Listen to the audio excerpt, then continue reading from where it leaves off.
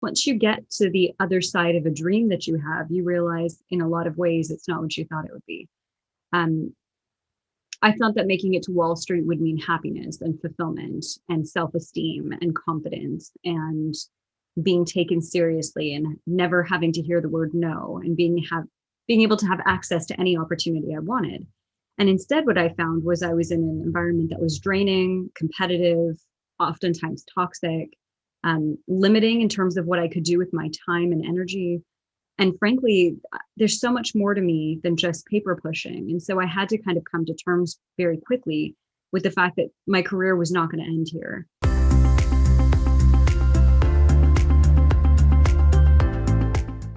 Welcome to Expanding Wallet, home for empowerment. We create content designed to help you take control of your money and your future. My name is Andrew Clarke, and I'm the founder of Expanding Wallet. And today, I want to introduce you to a guest who was once a Wall Street attorney. And after she realized that Wall Street was no longer fulfilling her, she decided to make a change. She decided that she was going to use her multiple degrees and her career experience to help others in areas of their life. It's my honor to introduce to you, Hana Dhanji. How you doing, Hana? Doing really well. Thanks for having me, Andrew. So just tell us a background about yourself, kind of like growing up and a little bit about childhood and things like that, where you come from. Yeah, so I grew up in Toronto. I was born in London, England, but my family came to Canada when I was about 3 months old. We didn't really have much when we first came. We grew up for the most part at the poverty line, and it took a while for me to kind of even envision a life that could be more than what my parents initially had. I think the turning point for me was when I tested into one of Canada's only private schools that allow students in on the basis of merit alone. It was a very special school called the University of Toronto Schools. They have a bursary program that allows for students who are at the aptitude level and who test in on a competitive basis to receive bursaries in order to be able to afford going. So at the age of 12, I left that small neighborhood I'd grown up in and finally made my way, basically commuted downtown an hour every day to go to school and back. Wow. And it exposed me to a totally new world with basically the sons and daughters of CEOs, of banks and gold mining corporations, and just opened up a whole new world for me. Taught me to think differently, taught me to compete with the best and to raise the standards and expectations I had for myself. From there, I guess it kind of just took off from there, actually, and ended up going to law school, did my MBA, and then ended up on Wall Street. Nice. And you got a few other degrees too. It's not just a law degree as well. You mind sharing what those are too? Yeah, so my first degree was my bachelor, my undergraduate degree in psychology, international relations, and health studies. So it was a triple major. And that was less ambition and more confusion about what I wanted to do. And so I took my time and figured out that, I had a very broad array of interests in diplomacy and international affairs, but as well on the sort of health and behavioral psychology side.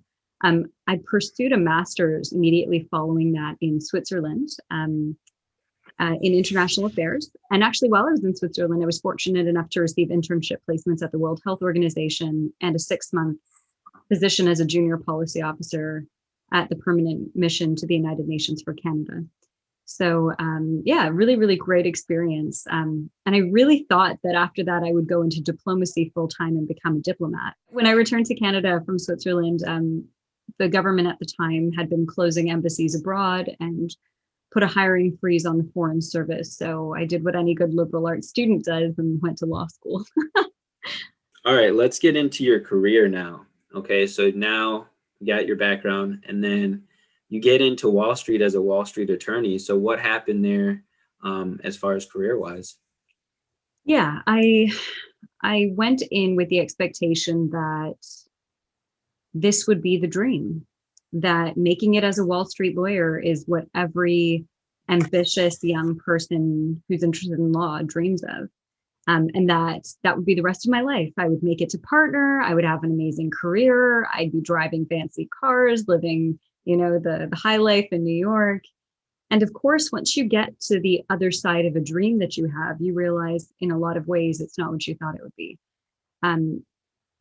I thought that making it to Wall Street would mean happiness and fulfillment and self-esteem and confidence and being taken seriously and never having to hear the word no and being able to have access to any opportunity I wanted.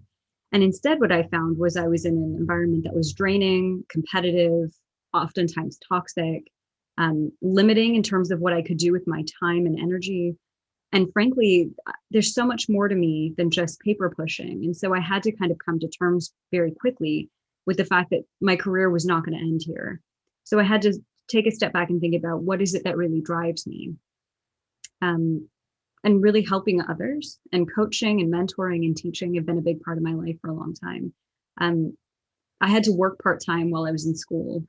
And that always revolved around some level of teaching or research or mentorship. And so I realized that was the thing, that if I could step outside of law, that's what I wanted to return to. That's what I considered my roots to be.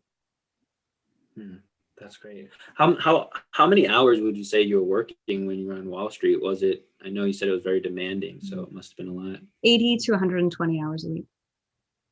Yeah, wow, that's a lot. It's definitely a lot. And how long did you do that for? About 2 years.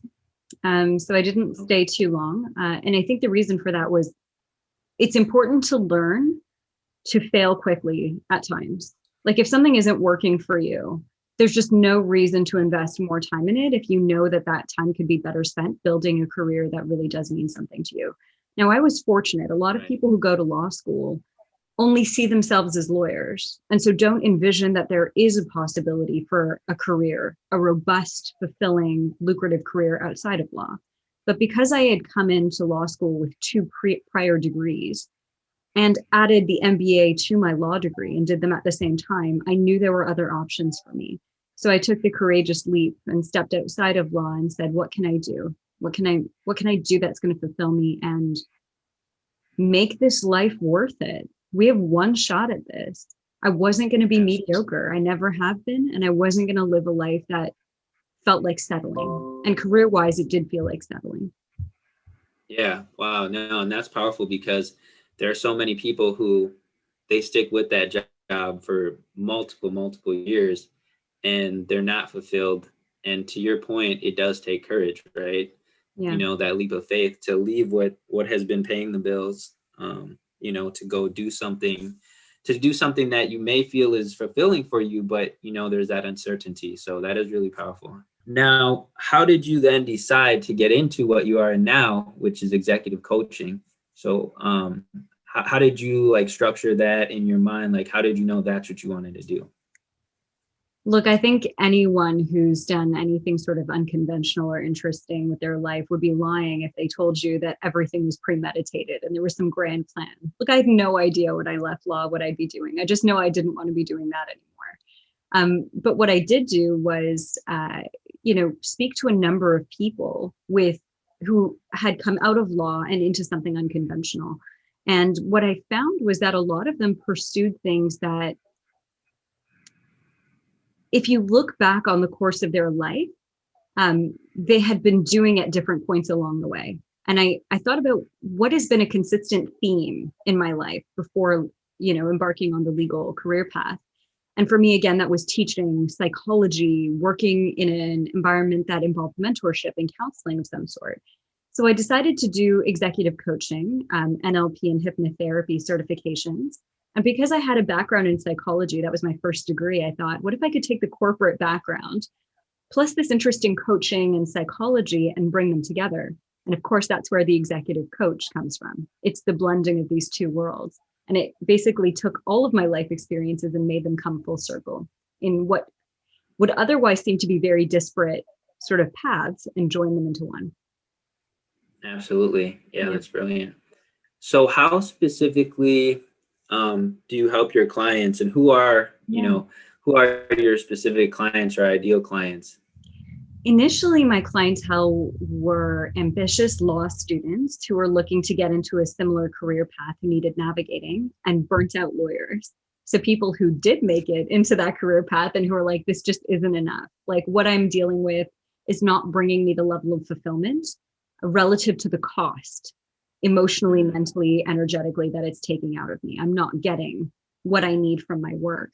And so from there, though, it expanded quite quickly into entrepreneurs. I have medical professionals I work with, wealth managers, accountants. So I have typically very competitive, A-type, ambitious people who are either in the professional field or who are entrepreneurs building out their businesses who are experiencing some level of performance blockages. So either they're not able to scale quickly, they're encountering limiting beliefs, they're not feeling confident about stepping into leadership roles. And my job is to really help them identify the blockages. So what is it about your belief system, your values, your vision that's not aligning with where you are? And I help them realign their life, their career, their, mindset, so that they can achieve whatever it is they want. And that can be any number of things, whether it's launching a business, whether it's, trying to negotiate a new salary, be considered for a new position, or to step with confidence into a leadership role that's being offered to them. What I find so fascinating is that no matter where you're at, male, female, early career, mid-career, late career, we're all human beings. And so the same things will come up again and again. I don't feel like I'm good enough, or I'm not sure that I'm ready for this, or what will others say if I take this leap? And it's all about kind of discovering ourselves in the process. And that's the best part. Yeah, that is super important when you really understand who you are, right? That's like life changing. So I think 100%. that's really important for everybody to just remember, no matter what it looks like or where you're at career wise, business, Yeah. you can still have that misalignment. And that's really like great work that you're doing. Thank you. So I know that you have a special promotion going on. So can you talk a little bit about that and when that ends? Yeah. So for the next 30 days, any clients that come my way, I'm able to offer a discount on my current coaching package, which is 10 to 12 weeks long. Usually it's priced, around 7,800, but I'm able to offer it for 6,000 US dollars. And so that's all inclusive, tax and everything. And it gets you one-on-one sessions with me, a couple of emergency sessions each month. And I tailor and customize coaching to help you achieve breakthroughs. And what's amazing about this is it really pays for itself. Every single client that I have taken on in the last year has either ended up landing a job as a result of it, negotiated a higher salary, has found fulfillment and satisfaction in whatever their next step is. And most importantly, they're seeing breakthroughs not just in their career, but once we've realigned yourself, you see breakthroughs in your relationships, your family, your health. It's so all encompassing, the work that I do. And so it's transformative. It's not just coaching, it's like transformational kind of experience. Yeah, and I totally get that. I've had coaches in multiple things. Public speaking is one, to just help me do what I'm doing now. I was Yeah. very shy, so to be able to do this is like transformational from even just a year ago. So I know the importance of a coach, because a coach can bring you somewhere you can't go by yourself, Correct. and they can see things that you can't see, right? I think Les Brown, one of his sayings is that you can't see the frame when you're in the picture, so that's why you get a coach. So that's great work. And everything that you said there was so super important, because I know those are things that people want in their life. They want that career success, but sometimes, yeah, you can't mentally get there. I think I just have one more thing. And I just want to know, like, what is that message that you have for someone who is maybe not feeling fulfilled in their career? Like, what positive message or can you give them? I have to say, what we would normally instinctively want to suppress is very important information coming to the surface. So if we're starting to feel a sense of burnout or dissatisfaction, pay attention. My advice is to pay attention. That is useful, emotion-based information coming to inform you on a conscious level that something is not fitting. And oftentimes ignoring that can be a huge, huge detriment to the bottom line. So people who think that all they need to do is push through and just keep up and just, one more year or 2 more years or 10 more years of this, don't worry, we'll get that promotion one day. If you continue to go down a path that is not nourishing or energizing you, it will lead to health effects, damage to your body, your relationships, and you won't perform at your best. So I promise you, if you think it's more lucrative to stay in a position, relationship wise, career wise, whatever it is, when you know you are unhappy, think again. It's only by pivoting and listening to that message that's coming up that you can realign yourself to get back into a power position, back to a place where you can earn the money you want to earn, have the career, the lifestyle, the health, the relationships you want. Ignoring it is like somebody giving you a cheat code to a video game and saying, no, thanks, I'll take the harder way. If you can get a backdoor channel to your success, why wouldn't you take it? And so what I help my clients do is identify basically the shortcuts and the quick passageways to get to the place that you really want to be in, literally years earlier than you would otherwise, with far less struggle and far fewer sacrifices. Yeah, that's great. That's really good. So I have something for you as a special thanks for just taking the time to be here and share with the Expanding Wallet community. So this is a Expanding Wallet t-shirt. Oh, look at that. And it says learn. Yeah, and it says learn, believe, grow. And I know you've done that, and it's really an honor to have you here because I know you're trying to help people do the same thing. So, everyone who's listening, really pay attention to this, because happiness doesn't come from money, right? I know that Expanding Wallet, obviously we talk about how to take control of your money, but it's really to help you on your journey to success. You need money, but at the same time, money by itself isn't good enough. So Hana, I keep saying Hana. I have a friend named Hana and spelled the same way, so sorry for that. But Hana, it is a pleasure to have you on.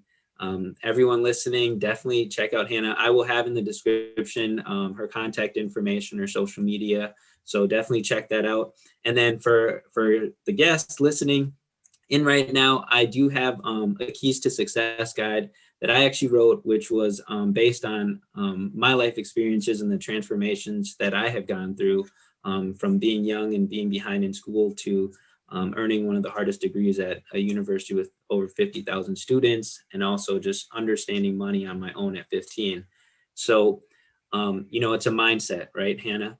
Wouldn't you agree? Like, success is totally just a mindset and overcoming those obstacles. So it's a free guide. Definitely not a replacement to having a coach like Hana, but it's a start. So thank you all for listening. Thank you, Hana, again. And remember to learn all that you can, believe in yourself, and take actions that allow you to grow. Thank you again, Andrew. Pleasure to be able to be here and to connect with your audience.